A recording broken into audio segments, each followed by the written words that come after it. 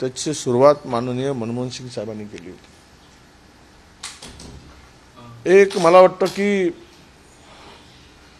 जगविख्यात अर्थशास्त्री, भारताचा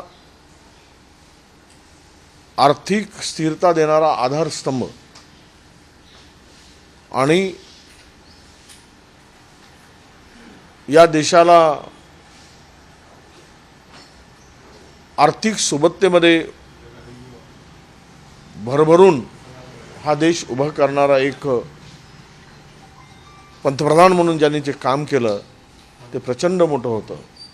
अशा नेत्याला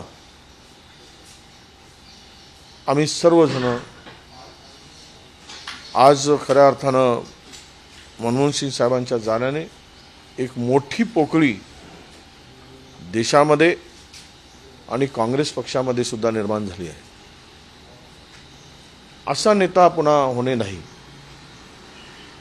खरं तर त्यांच्यावर कोल स्कॅम, सेक्टम अशा प्रकारचे घोटाळ्यातून प्रतिमा मलिन करण्याचा प्रयत्न केला गेला, परंतु त्यात ते प्रामाणिक होते, अजिबात डगमगले नाही.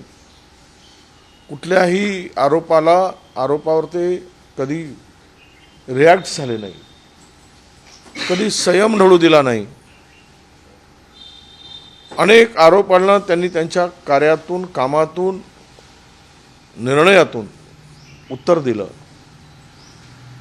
आणि एक स्वच्छ प्रतिमेचा, प्रामाणिक, मृदुभाषी, संयमी, सुसंस्कृत असा राजकारणी, असे महान व्यक्ती या देशातून हरपले आहेत. याचं अतीव दुःख आहे. शेतकऱ्यांसाठी मोठी म्हणजे कर्जमाफी त्यावेळेच्या काँग्रेसच्या सरकारने केली होती, की त्यांनी स्वतः विदर्भात येऊन परिस्थिती पाहिली वर्धा जिल्ह्यातील, त्यानंतर त्यांनी कर्जमाफी केली. ते वर्धा जिल्ह्यात आले त्यावेळेस शेतकऱ्यांची अवस्था त्यांनी जवळून पाहिली. केवळ पाहून खोटी आश्वासनं दिली नाही, तर त्यांनी त्यावेळेस देशातील शेतकऱ्यांचं सरसकट 72,000 कोटीचं कर्ज त्यांनी माफ केलं.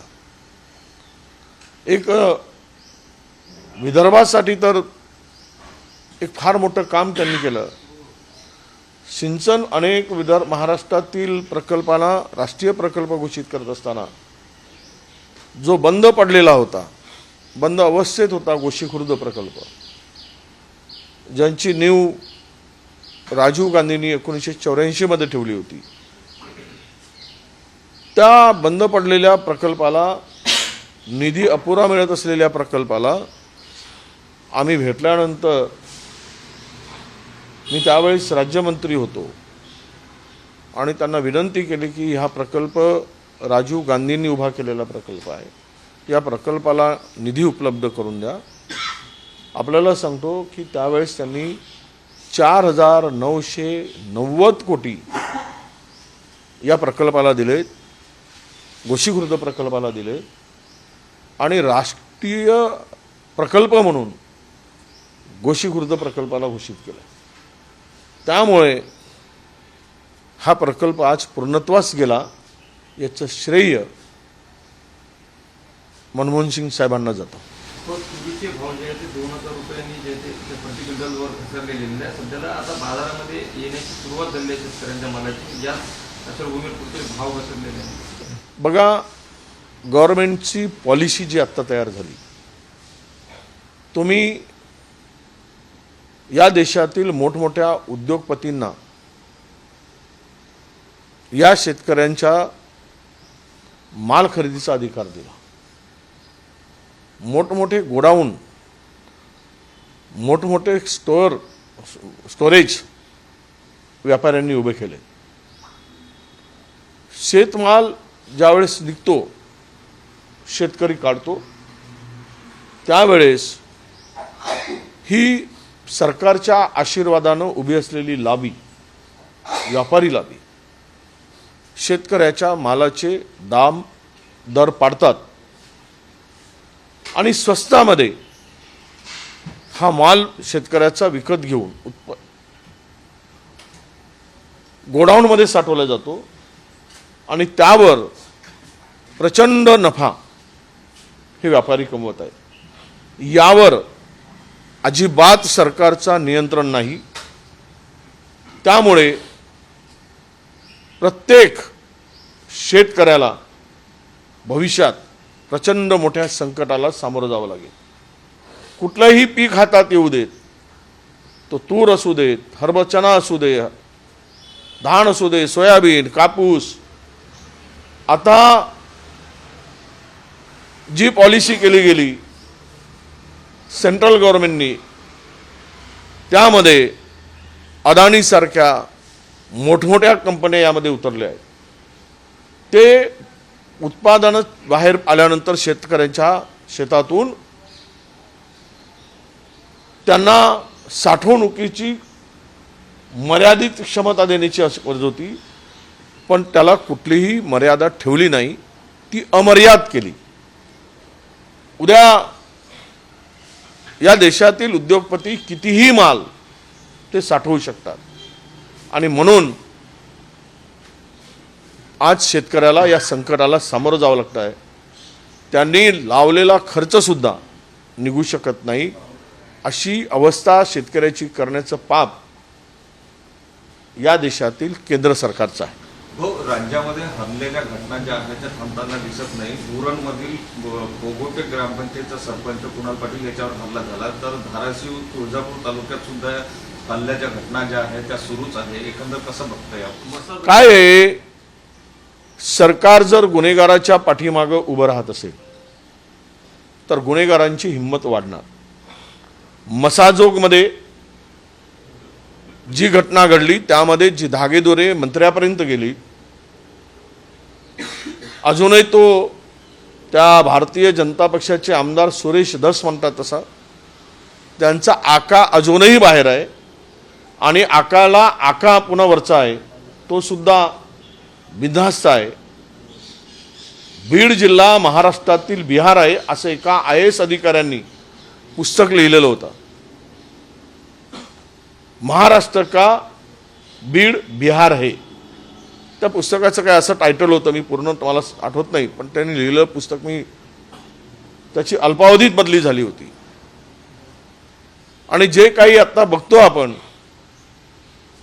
महाराष्ट्रामध्ये, ते मसाजोग असू दे, परभणीमध्ये पोलीस ज्या पद्धतीनं अमानुषपणे वागले, त्याला पांघरून घालण्याचं काम या देशातील, या राज्यातील गृहमंत्री करत असतील, या राज्यामध्ये पोलीस करत असतील, सत्ताधारी मंत्री गुन्हेगारांना संरक्षण देत असतील, तर मात्र या घटना वाढतील. त्याचीच जे काही पुनरावृत्ती होताना आम्हाला दिसते ते याचं एक उदाहरण आहे. भाऊ, पुढील वर्षी होणाऱ्या महानगरपालिकेच्या DMCच्या निवडणुका ज्या आहेत त्यामध्ये ठाकरे गट आता सोबळाची भूमिका घेताना दिसते, तर दुसरीकडे भाजप सुद्धा त्या ठिकाणी सोबळाची भूमिका. काँग्रेसकडे एक असा प्रस्ताव गेलेला आहे की नागपुरातल्या सगळ्या ज्या निवडणुका त्या स्वबळावर व्हाव्या. नाही, बघा, मला असं वाटतं की महाराष्ट्रामध्ये भारतीय जनता पक्षाला मित्रपक्षाची आता सोयीपुरती गरज आहे. त्यांना जे काही संख्याबळ मिळालं त्यामुळे त्यांना मित्रपक्षाची गरज नाही. महाविकास आघाडीच्या संदर्भात आम्ही सत्तेत नाही आणि इंडिया आघाडी म्हणून उद्धवजी ठाकरे साहेब सेंट्रल दिल्लीमध्ये लोकसभेमध्ये होते, महाविकास आघाडी म्हणून विधानसभेमध्ये होते. मला वाटतं की आजची स्थिती पाहून जर त्यांना स्वतंत्र लढायचं असेल तर तो त्या पक्षाचा निर्णय आहे. पण मुंबई महानगरपालिकेमध्ये युती व्हावी, आघाडी व्हावी असं आम्हाला वाटतं. जर त्यांना स्वतंत्र लढायचं असेल तर आम्ही सुद्धा ती तयारी करू आणि आम्ही सुद्धा स्वतंत्र लढण्यासाठी आमचं पाऊल सुद्धा पुढं पडेल. शेवट आघाडी करायची असेल तर एकत्र बसून चर्चा करून निर्णय होतो, परंतु त्यांची भूमिका आम्ही वृत्तपत्रामधून वाचतो आहोत, ऐकतो आहोत. त्यांच्या भूमिकेकडे आमचं लक्ष आहे. अनेक ठिकाणी आम्हालाही स्वतंत्र विचार त्यावेळेस करावा लागेल आणि जो तो पक्ष निवडणुकीसाठी आघाडी होईलच हा विचार करून लढणार नाही. मला तरी आत्ता वाटतं की उद्धव साहेब हा निर्णय घेताना स्वतंत्र लढण्याचा पुनर्विचार करतील आणि महाविकास आघाडी म्हणून आम्ही मुंबई कॉर्पोरेशनमध्ये निवडणुकीला सामोरं जाऊ. ही फक्त मुंबई पुरतीच असणार आहे की इतरही ठिकाणी ज्या महानगरपालिका असं आहे की प्रत्येक ठिकाणीच आघाडी होईल असं मानण्याचं काही कारण नाही. त्या त्या ठिकाणी असलेली परिस्थिती पाहून कार्यकर्त्यांचं मत लक्षात घेऊन, पदाधिकारी नेत्यांचं स्थानिक मत लक्षात घेऊन तो निर्णय व्हावा असं सर्व आमच्या काँग्रेसच्या नेत्यांचं मत आहे. विधिमंडळामध्ये मुख्यमंत्र्यांनी जे काही भाषण दिलं त्याचं एडिट कट करून जे आहे ते समाज माध्यमावर ज्यांनी व्हायरल केलं, 12 अकाउंटवर जे आहे ते सायबर पोलिसांनी गुन्हा नोंदवला आहे. त्यामध्ये नागपूर काँग्रेस सेवादल नावाचं एक अकाउंट देखील समावेश आहे. नाही, त्यांनी ते फॉरवर्ड केलं, त्यांनी काही केलेली क्रिएट केलेली पोस्ट नाही. पण अशा पोस्ट कोणीही एडिट करून करू नये.